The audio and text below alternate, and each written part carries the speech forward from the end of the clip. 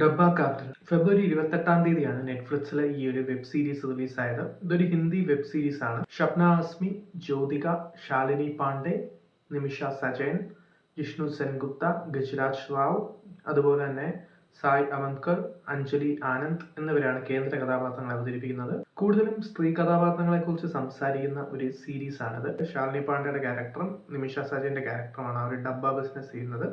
Dabba cartel എന്നാണ് ഈ ഒരു സീരീസിന്റെ പേര്. വളരെ ആപ്റ്റ് ആയിട്ടുള്ള ഒരു ടൈറ്റിലാണ്. ഇവർ രണ്ടുപേരും ഫുഡ് ഡബ്ബയിൽ ഡെലിവർ ചെയ്യുന്ന ബിസിനസ് ആണ്.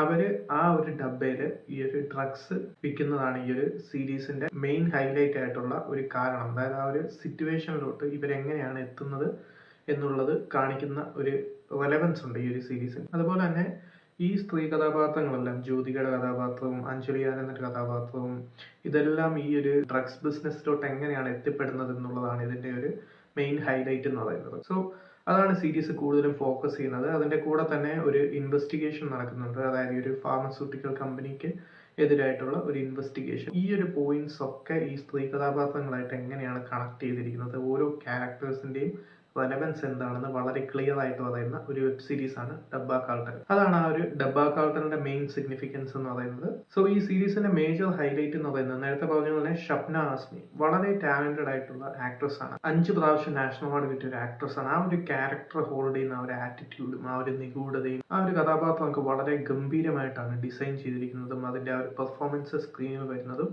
വളരെ ഗംഭീരമായിട്ടാണ്. കൂട്ടത്തിൽ ഏറ്റവും നല്ലൊരു പെർഫോമൻസ് ഷബ്ന ആസ്മിയുടെയാണ്. സോ അതിന്റെ കൂടെ തന്നെ ഈ ഒരു നിമിഷ സജയന്റെ ക്യാരക്ടർ വളരെ ആക്റ്റീവ് ആയിട്ടുള്ള ഒരു ക്യാരക്ടറാണ്. വളരെ കിടിലനായിട്ടാണ് അവർ ഹിന്ദി ഡബിംഗ് ഒക്കെ വന്നിരിക്കുന്നത്. സോ ആ ഒരു പെർഫോമൻസും ഈ ഒരു സീരീസിന്റെ മെയിൻ പോസിറ്റീവ് ആസ്പെക്ട് ആണ്. ഒരു നല്ലൊരു പെർഫോമൻസ് തന്നെയാണ് ഈ ഒരു സീരീസിലും കാഴ്ചവെച്ചിരിക്കുന്നത്. അതല്ലാതെ നോക്കുവാണെങ്കിൽ അഞ്ജലി ആനന്ദും പിന്നെ പറയുകയാണെങ്കിൽ ജ്യോതികയാണെങ്കിലും ബാക്കിയുള്ള ആർട്ടിസ്റ്റുകളെല്ലാം അത്യാവശ്യം നല്ലൊരു പെർഫോമൻസ് ആണ് കാഴ്ചവെച്ചിരിക്കുന്നത്.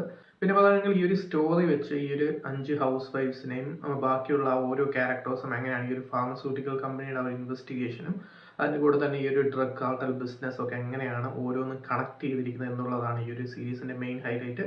ഹിതേഷ് ഭാട്ടിയ എന്ന് പറയുന്ന ആ ഒരു ഡയറക്ടറിന്റെ ബ്രില്യൻസ് ആണ് ആ ഒരു സീരീസിന്റെ മെയിൻ ഹൈലൈറ്റ് ആയിട്ട് മാറുന്നത്. കാരണം ഈ ഓരോ പോയിന്റ്സ് കണക്ട് ചെയ്ത് പോകുന്നത് വളരെ ഗംഭീരമായിട്ടാണ്.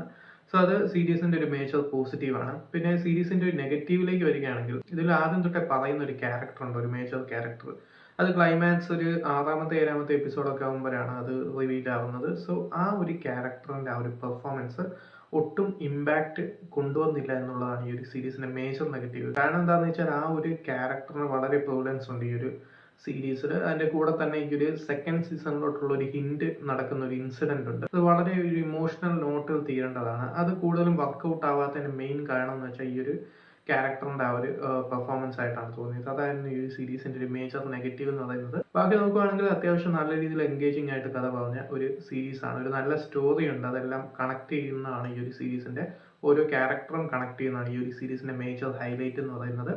സോ അത് അത്യാവശ്യം നല്ല രീതിയിൽ വർക്ക്ഔട്ട് ആയിട്ടുണ്ട്. സോ താല്പര്യമുള്ളവർക്ക് കണ്ടു നോക്കാം. ഇതിപ്പോൾ നെറ്റ്ഫ്ലിക്സിൽ അവൈലബിൾ ആണ്. 28-ാം തീയതി ഫെബ്രുവരിയിലാണ് നെറ്റ്ഫ്ലിക്സ് റിലീസ് ആയത്.